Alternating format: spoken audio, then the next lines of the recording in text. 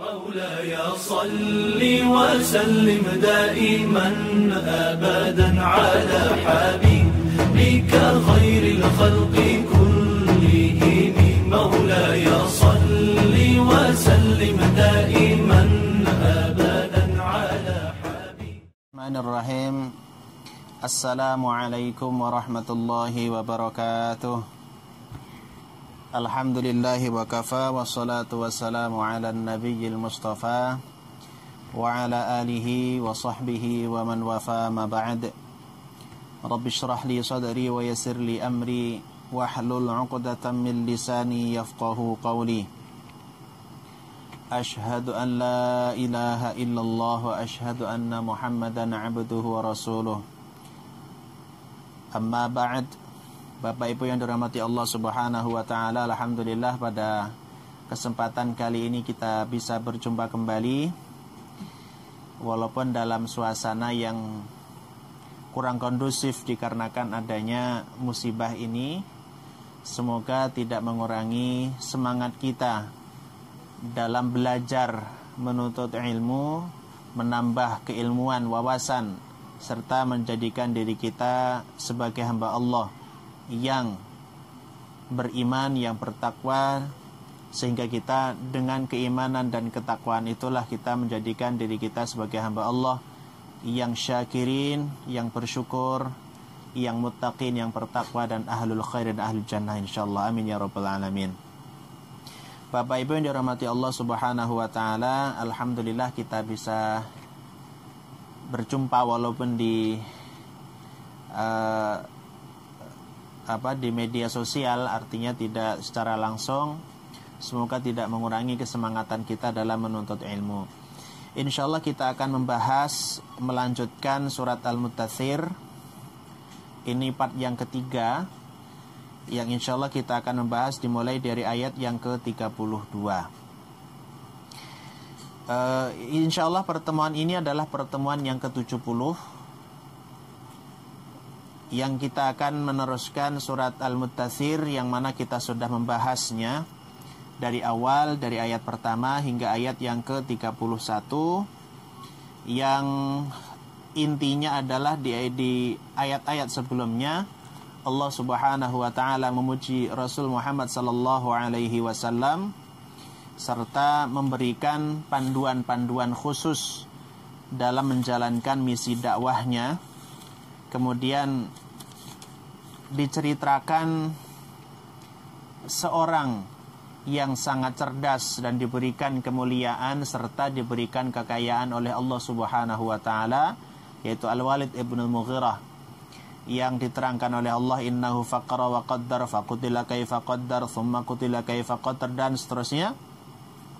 Dia memiliki tipu daya untuk menjatuhkan, untuk menghalangi Nabi Shallallahu Alaihi Wasallam dalam berdakwah. Lalu di akhir pembahasan yang lalu kita membahas tentang dia dan juga teman-temannya yang menghalangi dakwah Nabi Shallallahu Alaihi Wasallam diancam dengan neraka Saqar. Yang mana neraka Saqar itu, kata Al-Quran yang sudah kita jelaskan, yaitu la tubqi wa la tadhar lawahatun lil bashar 'alaiha 19. Yang neraka Saqar itu adalah neraka yang tidak menyisakan sedikit pun dari jiwa dan juga fisik manusia kecuali semuanya dilahap. Dan juga di sana ada 19 malaikat penjaga. Adapun kata 19 ini dipermasalahkan oleh orang-orang kafir sehingga mereka semakin kafir dan semakin jauh. Adapun orang beriman seperti kita layaknya memang harus meyakini apa mana 19, wallahu a'lam bishawab, karena memang banyak pendapat. Ada yang mengatakan memang hanya 19, ada yang mengatakan memang 19 kelompok, dan ada yang mengatakan 19 di sini adalah 19 angka yang tak terbatas. Wallahu a'lam bishawab. Setelah menerangkan itu semua, maka Allah lanjutkan tentang kekuasaannya, yaitu kalla wal qamar wal laili idh adbar was subhi idza asfar.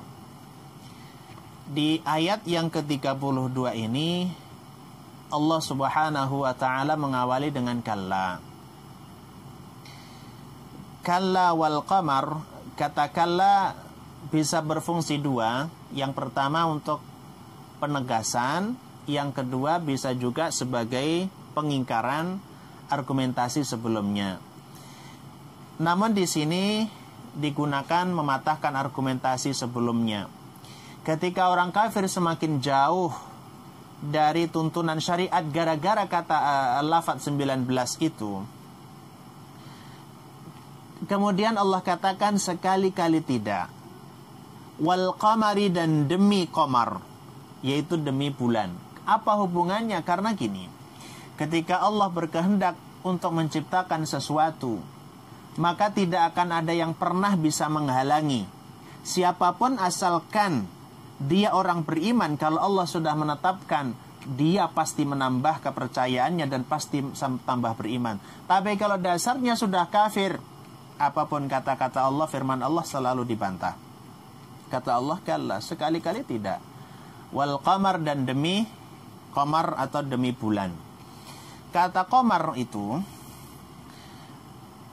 digunakan oleh orang Arab biasanya untuk menyatakan sesuatu yang sangat putih, bersih, dan bercahaya.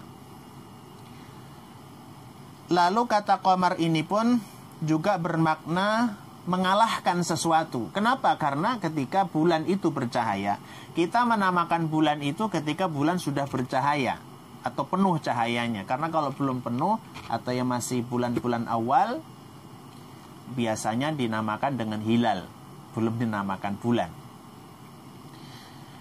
Apa korelasi dengan ayat sebelumnya? Allah ingin menyatakan bahwa Allah itu berkuasa untuk menjadikan bulan itu bercahaya dan terus beredar, kemudian dijadikan oleh manusia sebagai tanda waktu.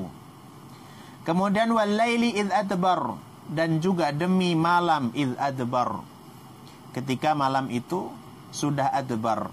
Kata adbar itu juga diadopsi di dalam bahasa kita, dalam bahasa Indonesia, yaitu dubur.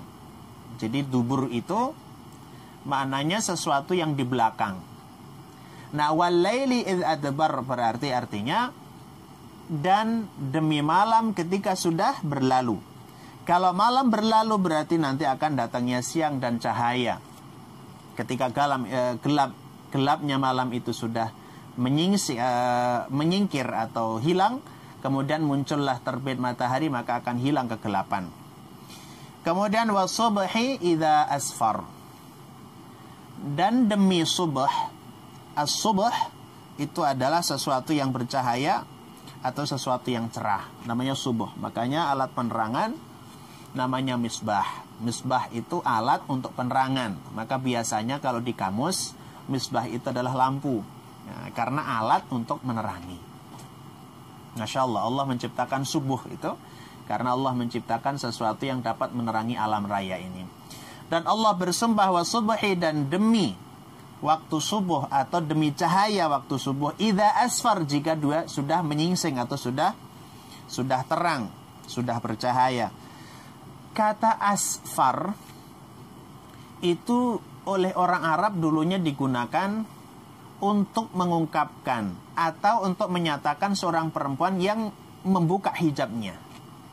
Jadi kalau orang Arab dulu misalnya menutup wajahnya atau menutup seluruh tubuhnya, kemudian ketika disingkap safaratil mar'ah itu. Arti safaratil mar'ah artinya wanita itu terbuka hijabnya. Itu safarah. Nah, dari sinilah kemudian orang yang pergi jauh, makanya namanya safar. Kenapa safar? Karena dia membuka wilayah baru, membuka jalan yang sebelumnya dia belum pernah tempuh, apalagi zaman dahulu. Yang kalau jalan berarti ya mencari jalan gitu. Itu membuka jalan.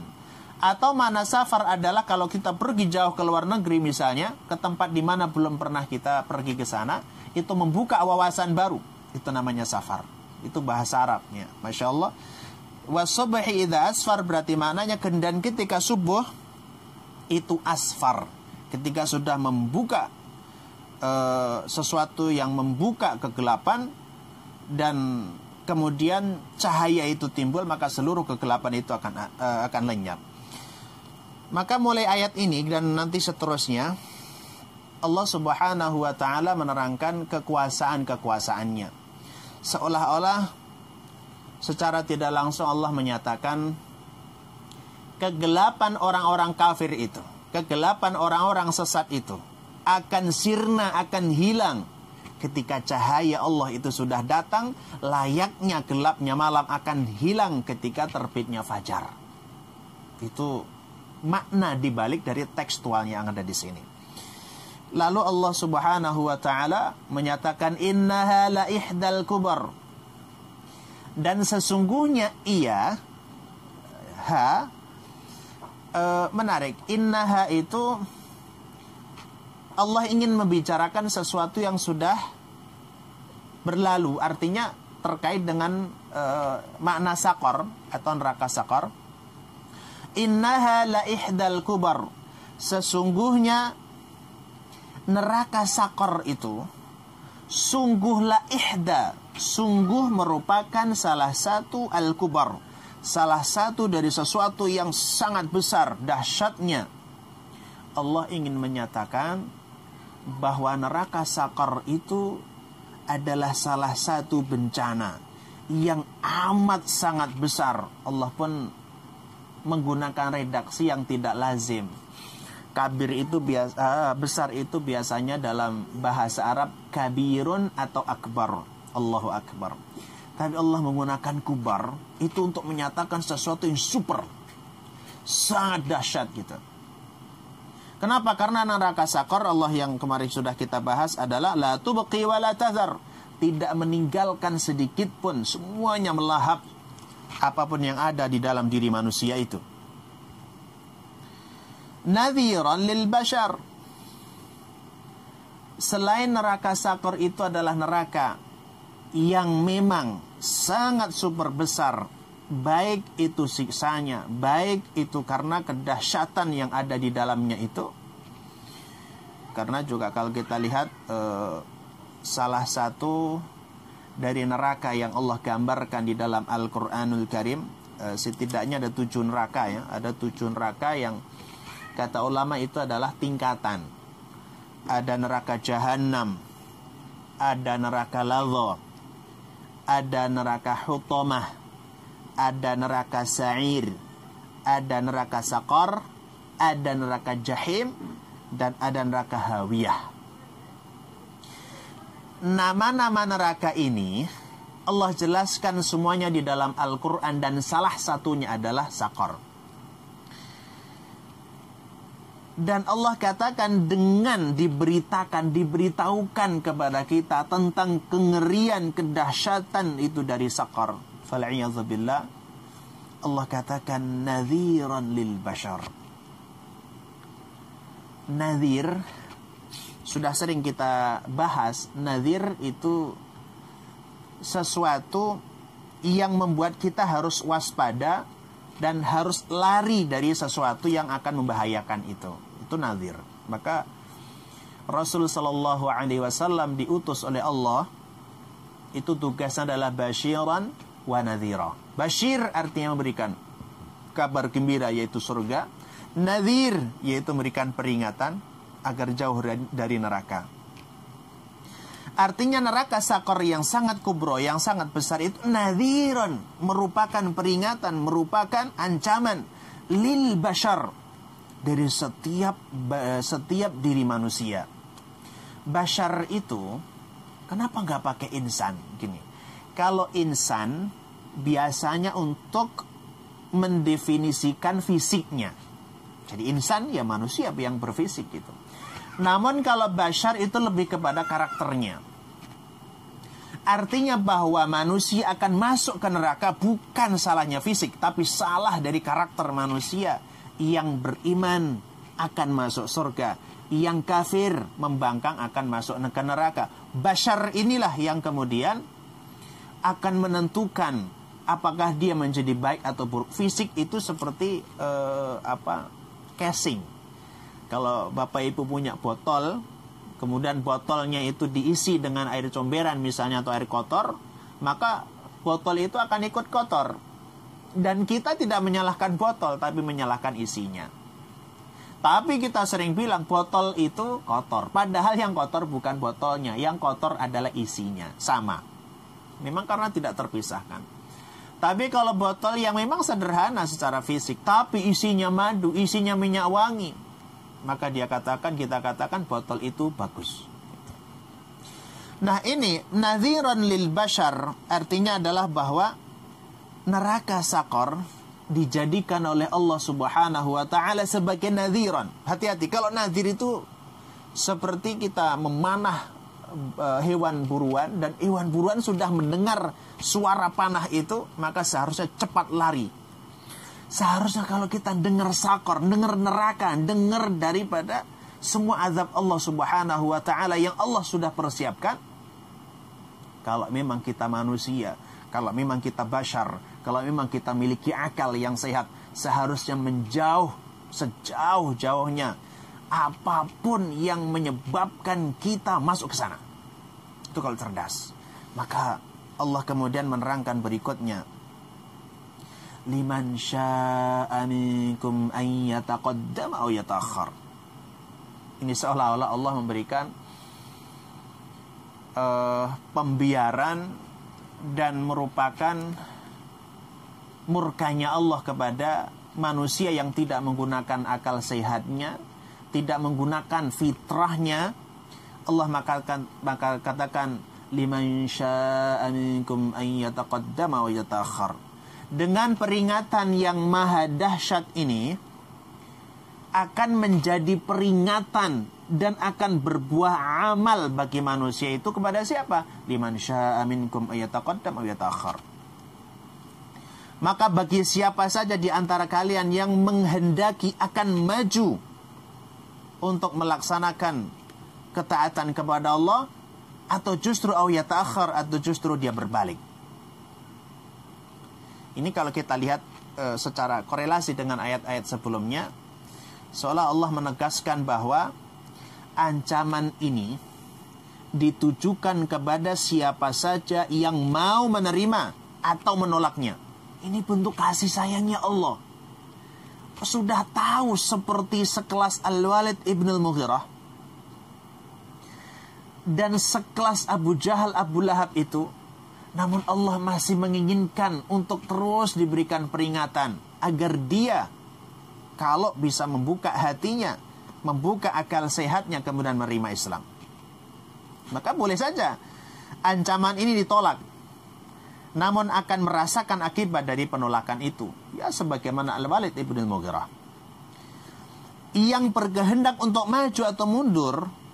Maksud dalam ayat ini adalah bagi siapa saja yang ingin mencapai kebaikan, kemudian dia berbuat kebaikan sebanyak-banyaknya karena dia sadar ketika dia maju melakukan kebaikan, maka dia sama dengan meninggalkan, menjauhkan dirinya dari neraka Saqar itu. Dan siapa yang tidak segera menjauh, justru semakin mendekat dengan kemaksiatan, menjauh dari kebaikan, itu berarti seolah-olah dia tidak mengindahkan peringatan Allah Subhanahu wa ta'ala. Dan lihat, sesungguhnya orang-orang kafir itu telah memahami betul tentang keadaan Saqar, siksaannya, serta memahami para malaikat-malaikat penjaganya dan seterusnya. Kalau Allah sudah memberitahukan bahwa ini ada neraka Saqar, di sana ada siksa, di sana ada malaikat yang siap menyeret dia, kemudian Allah katakan liman syaa'a minkum ayataqaddama aw yata'akhkhar. Sekarang terserah Anda, terserah kalian, akankah kalian menjauhi dari siksaan Saqar itu atau justru sebaliknya. Tapi semuanya akan menanggung akibat masing-masing. Dan kata syaa itu tidak hanya sebatas keinginan. Ini hebatnya Al-Quranul Karim.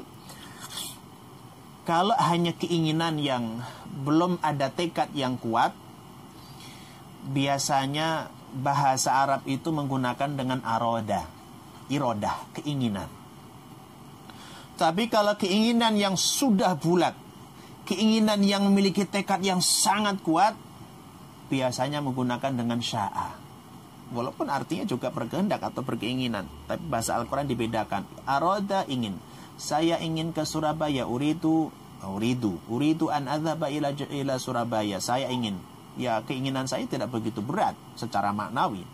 Tapi kalau sya'a, in syi'tu, saya berkeinginan dengan sungguh-sungguh. Makanya kita tidak boleh mengatakan Allah hanya berkehendak biasa, tapi sya'a. Jadi baik dan buruk selama hidup di dunia ini merupakan pilihan kita. Dan sekali lagi hanya manusia yang diberikan otoritas untuk memilih antara baik dan buruk. Tidak seperti binatang atau tidak seperti makhluk yang lainnya yang tidak memiliki kemampuan untuk memilih. Nah, manusia diberikan pilihan, tapi ingat, setiap pilihan ada konsekuensinya. Baik. Kemudian Allah katakan, diingatkan kembali, ini kasih sayangnya Allah, Masya Allah. Diperingatkan dengan sakor tetap bandel, diingatkan dengan azab tidak berkeming, bahkan menantang. Kemudian Allah katakan, ya udah silakan, mau ngambil peringatan silakan, tidak juga silakan. Allah masih sayang kepada kita. Kemudian mengatakan, kullu nafsin bima kasabat rahinah. Ingat, kullu nafsin, setiap jiwa manusia, setiap yang bernyawa, khususnya manusia, bima kasabat rahinah, terhadap apapun yang mereka usahakan selama di dunia, itu rohina, itu merhun. Merhun atau rohinah itu artinya ditangguhkan atau bisa jadi digadaikan. Maka istilah pegadaian itu adalah rohin, ar-rohn. Ar-rohnu adalah pegadaiannya. Tergadaikan namanya marhunun. Orang yang menggadaikan namanya rohin. Artinya apa? Seluruh amalan kita itu sebetulnya digadaikan dulu di akhirat. Masya Allah. Allah sayang banget kepada kita. Amalan kita yang di dunia ini Allah simpan di akhirat. Nanti akan diberikan saatnya, yaitu sudah di akhirat kelak. Maka ketika kita bersedekah, maka kita sholat, zakat, puasa, haji, atau apapun amalan kebaikan kita, jangan pernah kita minta balasan di sini semua. Itu masih tergadaikan, nanti di akhirat Allah akan berikan kepada kita dengan yang lebih baik dan lebih besar. Kata kasabat itu adalah usaha yang dilakukan dengan niat dan tujuan yang jelas. Artinya, apapun usaha dengan tekad kita di dunia ini, semuanya nanti akan kita lihat dan akan kita ambil hasilnya. Seolah-olah kita berusaha sekarang, kemudian kita simpan untuk di akhirat. Kita gadaikan, merupakan jaminan yang nanti pasti akan dibalikan oleh Allah Subhanahu wa ta'ala. Dan nafsin merupakan bentuk nakirah atau umum, bahwa setiap jiwa manusia itu sebetulnya akan bertanggung jawab terhadap setiap amalannya. Baik orang mukmin, ia juga akan bertanggung jawab, orang kafir pun juga akan bertanggung jawab. Artinya, kalau kita bersedekah misalnya, sebetulnya kita itu bukan kehilangan uang. Itu justru kita menitipkan uang ini kepada orang yang kita sedekahi itu, dan nanti di akhirat kita akan ambil kembali dengan berlipat-lipat ganda dan bahkan bisa surga itu. Maka ketika kita memberikan makanan, memberikan bantuan, itu seharusnya kita harus berterima kasih kepada mereka, karena mereka mau menampung, mereka mau dijadikan sebagai satu wasilah sarana untuk digadaikan nanti, atau seolah-olah jadi jaminan nanti ketika di akhirat, ya Allah, saya nggak bisa masuk ke neraka misalnya karena saya punya ini. Itu adalah kullu nafsin bima kasabat rahinah. Jadi balasan yang sempurna nanti akan didapat ketika di akhirat kelak. Illa ashabal yamin. Nah, kecuali nanti Allah mengecualikan. Kenapa Allah mengecualikan orang-orang yang ashabul yamin? Gini maksudnya. Ashabul yamin itu orang-orang golongan kanan, orang yang sudah mendapatkan registrasi, orang yang sudah mendapatkan legalitas untuk masuk ke surga. Allah itu tidak membalas amalan itu sesuai dengan amalnya, tapi membalas lebih baik, lebih banyak daripada amalnya.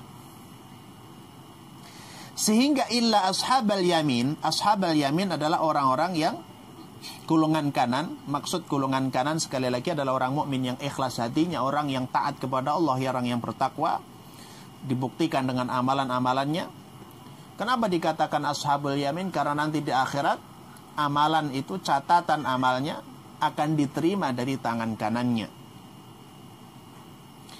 Dan termasuk ashabul yamin adalah anak-anak yang memang belum baligh atau belum mukallaf, masih anak-anak kemudian meninggal dunia, itu ashabul yamin.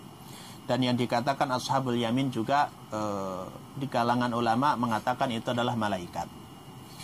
Tentunya adalah illa ashabil yamin, dan ashabul yamin fi jannati yatasaalun. Orang-orang dari ashabul yamin, orang yang berada di surga, Masya Allah, Allah menggambarkan orang yang berada di surga, fi jannati yatasaalun. Orang di surga itu bisa ngobrol, bisa bercakap-cakap, bisa saling bertanya, baik kepada sesama penghuni surga atau bahkan kepada orang yang berada di neraka. Lihat di ayat ini, Masya Allah, nanti kita ini di surga, alal araiki yanzurun, di atas dipan-dipan, bertelekan, kemudian melihat sekitar, melihat keindahan surga, melihat keindahan seluruh apa yang ada di surga, bahkan mampu melihat orang-orang yang sedang disiksa di neraka. Dan orang yang dulu di dunia pernah dikenal, kemudian dia di neraka dan kita di surga, maka kita pun bisa melihat mereka. Maka dikatakan fi jannati yatasaalun, mereka saling bertanya dan saling menjawab. Anil mujrimin, yang ditanya adalah mereka orang-orang yang durhaka ketika di dunia, orang-orang yang berdosa sehingga mereka berada di neraka. Lihat, Masya Allah, dia di surga bertelekan, dipannya bisa naik turun sesuai kehendak kita. Kemudian kita ngelongok ke bawah, ada orang-orang di neraka, kemudian bertanya, masalakakum fi saqar. Ayat 42 Allah katakan, masalakakum fi saqar. Loh, apa yang menyebabkanmu wahai orang kafir? Loh, temanku, kok kamu di situ? Kenapa kamu di Saqar? Allah merekam ini dengan sangat grafis agar kita mampu mengimajinasikan keindahan surga dan mampu menghindarkan diri kita dari kengerian neraka, terutama adalah Saqar dalam surat ini. Mereka bertanya terhadap orang-orang yang berada di neraka ini, masalakakum fi saqar. Apa usahamu? Salaka itu adalah usaha yang keras, usaha yang serius, itu namanya salaka. Usaha apa yang kalian geluti di dunia sehingga menyebabkanmu berada di neraka itu? Masalakakum fi saqar. Oh, ternyata di sini Allah merahasiakan gini. Hikmahnya adalah ternyata untuk masuk ke neraka Saqar perlu usaha yang sangat berat, usaha yang sangat serius. Kenapa? Allah pakai salaka. Lihat, orang yang bermaksiat itu perlu biaya mahal. Membangun bar, alkohol itu lebih mahal daripada air mineral. Alkohol, narkoba itu lebih mahal daripada sepiring nasi. Untuk masuk ke neraka Saqar, mereka perlu usaha berat, usaha keras. Nah, kalau kita untuk masuk ke surga yang penuh dengan kenikmatan nanti, kemudian kita kurang usahanya, Allah sindir di sini. Masa iya sih surga dibeli hanya 1.000-2.000, sedangkan engkau untuk keperluan perutmu di dunia perlu ratusan ribu. Masa iya untuk pakaian di surga hanya butuh 100.000, padahal bajumu di dunia 500.000 bahkan jutaan. Masalakakum fi saqar. Maka orang-orang yang berada di neraka itu pun menjawab. Qalu, mereka menjawab, lam nakum minal musallin. Iya, saya berada di neraka Saqar ini lam nakum minal musallin, karena kami itu dulu tidak termasuk atau bukan termasuk orang-orang yang mendirikan sholat. Lihat, pertama kali yang dikeluhkan, pertama kali yang diakui, pertama kali yang sangat disesali oleh orang kafir adalah tentang sujudnya kepada Allah. Lam naku minal musallin. Aku berada di neraka sakor ini karena saya belum sholat. Saya dulu di dunia tidak pernah bersujud. Maka berbahagialah kita sebagai hamba Allah yang pernah sujud kepada Allah. Meletakkan kening ini di bumi Allah. Nanti bumi akan menjadi saksi bahwa kita pernah bersujud di situ. Maka jangan pernah menyesali sholat kita. Maka dari itu, setiap kita sholat, bersujud, bayangkan bahwa bumi nanti akan menjadi saksi, bahwa dia nanti akan berikan kesaksian di hadapan Allah bahwa kita pernah meletakkan kening kita di bumi itu untuk menyembah Allah Subhanahu wa taala. Maka di sini yang menjadi tolak ukur keselamatan manusia dari neraka sakor adalah musallin atau orang-orang yang sholat. Dan orang penghuni pertama neraka sakor adalah mereka yang tidak sholat. Bagaimana yang meninggalkan sholat? Meninggalkan sholat tergantung niatnya. Kalau meninggalkan karena menganggap bahwa sholat tidak wajib, neraka karena dia kafir. Tapi kalau meninggalkan karena malas, itu dosa besar. Kalau meninggalkan karena lupa, ya nggak masalah. Ya. Jadi qalu lam naku minal musallin, orang yang tidak pernah sujud kepada Allah Subhanahu wa taala, maka neraka sakor sebagai tempatnya. Dia mengakui hal itu. Kemudian yang kedua alasannya adalah walam naku nutu'imul miskin. Dan dulu kami selain tidak mau sholat, tidak pernah sholat, kami dulu juga tidak peduli kepada orang-orang miskin. Dulu kami tidak pernah memberikan makanan kepada orang-orang yang membutuhkan. Nanti dia akan mengakui semua. Lihat, setelah ibadah kepada Allah, kemudian ibadah secara sosial, yaitu dengan sedekah. Antara ibadah kepada Allah, hablum minallah, dan hablum minannas, yaitu sesama manusia, tidak boleh dipisahkan. Siapa yang mengaku beriman kepada Allah, maka dia harus baik kepada sesama manusia. Maka dalam keadaan ini, kita yang masih memiliki kemampuan untuk membantu sesama, terutama adalah bantuan-bantuan primer, kebutuhan primer manusia, itu Masya Allah pahalanya luar biasa.